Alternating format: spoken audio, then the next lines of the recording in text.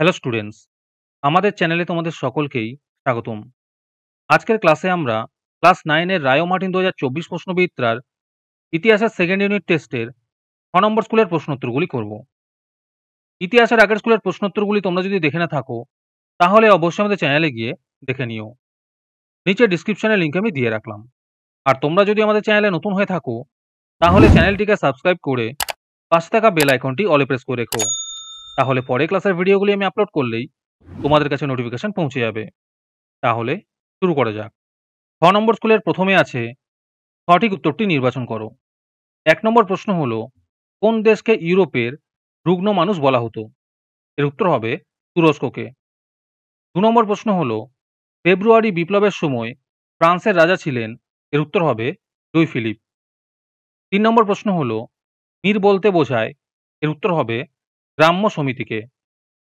৪ নম্বর প্রশ্ন হলো, সাম্রাজ্যবাদ পুঁজিবাদের সর্বোচ্চ স্তর গ্রন্থটি লিখেছেন? এর উত্তর হবে লেনিন। ৫ নম্বর প্রশ্ন হলো, কমিউনিস্ট ম্যানিফেস্টো প্রকাশিত হয়েছিল? এর উত্তর হবে ১৮৪৮ খ্রিস্টাব্দে। ৬ নম্বর প্রশ্ন হলো, সুয়েজ খালের খনন কার্য শুরু হয়? এর উত্তর হবে ১৮৫৯ খ্রিস্টাব্দে। ৭ নম্বর প্রশ্ন হলো, ইউরোপের দ্বিতীয় বিশ্বযুদ্ধের মহড়া নামে পরিচিত হলো? এর উত্তর হবে স্পেনের গৃহযুদ্ধ। ৮ নম্বর প্রশ্ন হলো, ইল দুচে উপাধিতে ভূষিত হন? এর উত্তর হবে মুসোলিনি। তারপরে আছে একটি বাক্যে উত্তর দাও। ১ নম্বর প্রশ্ন হলো, পবিত্র চুক্তির প্রবক্তা কে ছিলেন? এর উত্তর হবে আলেকজান্ডার। ২ নম্বর প্রশ্ন হলো, নাগরিক রাজা নামে কে পরিচিত? এর উত্তর হবে লুই ফিলিপ। ৩ নম্বর প্রশ্ন হলো, টেলিগ্রাফ ব্যবস্থার আবিষ্কর্তা কে? এর উত্তর হবে স্যামুয়েল মোর্স। ৪ নম্বর প্রশ্ন হলো, ভাইমার প্রজাতন্ত্রের প্রথম রাষ্ট্রপতি কে ছিলেন? এর উত্তর হবে ফ্রেডরিক ইবার্ট। তারপরে আছে সত্য বা মিথ্যা নির্ণয় করো। ১ নম্বর প্রশ্ন হলো, ভিল্লা ফ্রাঙ্কের চুক্তি স্বাক্ষরিত হয়েছিল অস্ট্রিয়া ও ফ্রান্সের মধ্যে। এটি সত্য হবে। ২ নম্বর প্রশ্ন হলো, ভার্সাই সম্মেলনে সভাপতিত্ব করেন উইড্রো উইলসন। এটি মিথ্যা হবে। তোমাদের মধ্যে থেকে যে কোনো ১০ জন আজকের ক্লাসের পিডিএফটি ফ্রিতে পেতে পারো। তার জন্য তোমাদের এই ভিডিওতে লাইক, সাবস্ক্রাইব এবং একটি সুন্দর কমেন্ট করতে হবে। এই ভিডিওতে যখন ১০০টি লাইক এবং ১০০টি সাবস্ক্রাইব হয়ে যাবে, তারপরে আমি এই ভিডিওর কমেন্টের মধ্যে থেকে র্যান্ডমলি যে কোনো ১০ জনকে বেছে নিয়ে তাদের সঙ্গে যোগাযোগ করে এই ভিডিওর পিডিএফটি দিয়ে দেব। আর যারা আগে থেকেই আমাদের চ্যানেলটি সাবস্ক্রাইব করে রেখেছো, তারা শুধু লাইক এবং কমেন্ট করলেই হবে। আর বাকিরা এই পিডিএফটি ৩ টাকা দিয়ে আমাদের হোয়াটসঅ্যাপ নাম্বার 7501121499 যোগাযোগ করে নিতে পারো। তারপরে আছে নিম্নলিখিত বিবৃতিগুলির সঠিক ব্যাখ্যা নির্বাচন করো। ১ নম্বর বিবৃতি হলো, জোসেফ ম্যাৎসিনি ইয়ং ইটালি প্রতিষ্ঠা করেন। এর উত্তর হবে ব্যাখ্যা ২, ইটালির যুবকদের মধ্যে জাতীয়তাবাদ গড়ে তুলতে। ২ নম্বর বিবৃতি হলো, শিল্প বিপ্লবের ফলে অর্থনৈতিক সম্পদ বন্টনে বিভাজন ও বৈষম্যের সৃষ্টি হয়। এর উত্তর হবে ব্যাখ্যা ৩, শিল্প মালিকরা প্রচুর মুনাফা অর্জন করলেও শ্রমিকদের অল্প মজুরি প্রদান করে।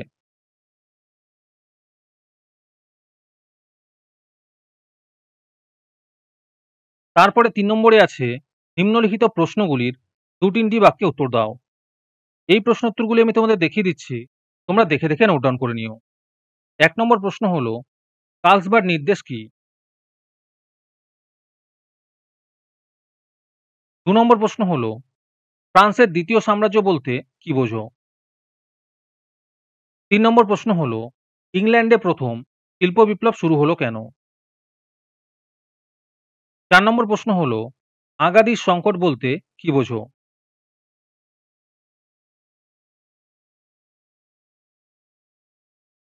৫ নম্বর প্রশ্ন হলো, স্ত্রীশক্তি আঁতাত কবে ও কাদের মধ্যে সম্পাদিত হয়?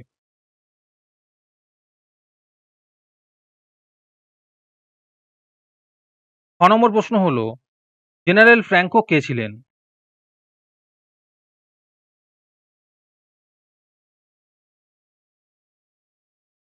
তারপরে ৪ নম্বরে আছে নিম্নলিখিত প্রশ্নগুলির ৭-৮টি বাক্যে উত্তর দাও। ১ নম্বর প্রশ্ন হলো, ভিয়েনা সম্মেলনের উদ্দেশ্যগুলি কি ছিল?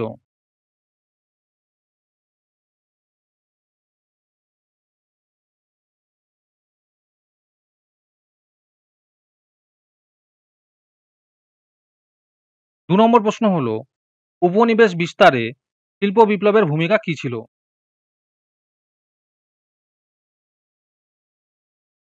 ৩ নম্বরে আছে রুশ বিপ্লবের প্রভাবের টিকা লেখো।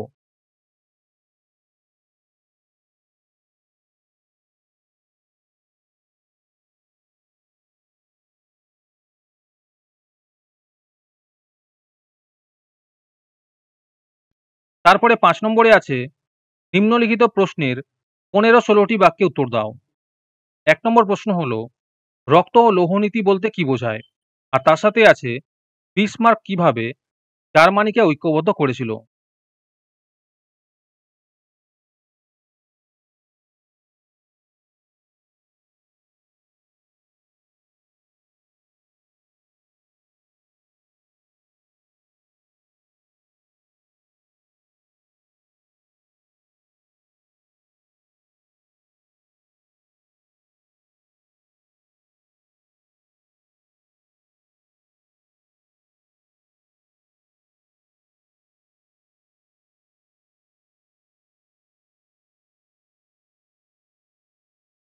২ নম্বর প্রশ্ন হলো সাম্রাজ্যবাদ কিভাবে প্রথম বিশ্বযুদ্ধের ক্ষেত্র রচনা করেছিল?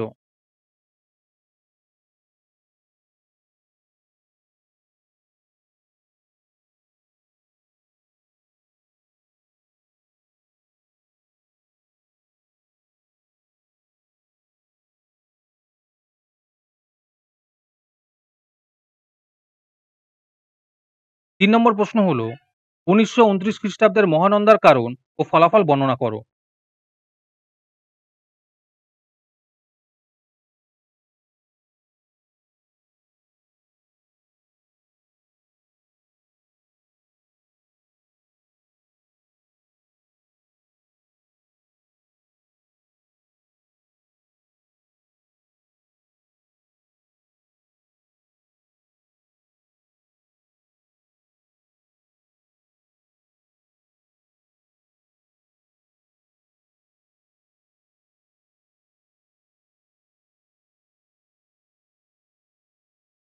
'আজকের ক্লাসটি তোমাদের ভালো লেগে থাকলে অবশ্যই একটি লাইক এবং বন্ধুদের কাছে শেয়ার করে দিও। পরে স্কুলগুলির প্রশ্নোত্তরের ভিডিও তাড়াতাড়ি পেতে চ্যানেলটিকে অবশ্যই সাবস্ক্রাইব করে রেখো। তাহলে দেখা হচ্ছে পরের ক্লাসে।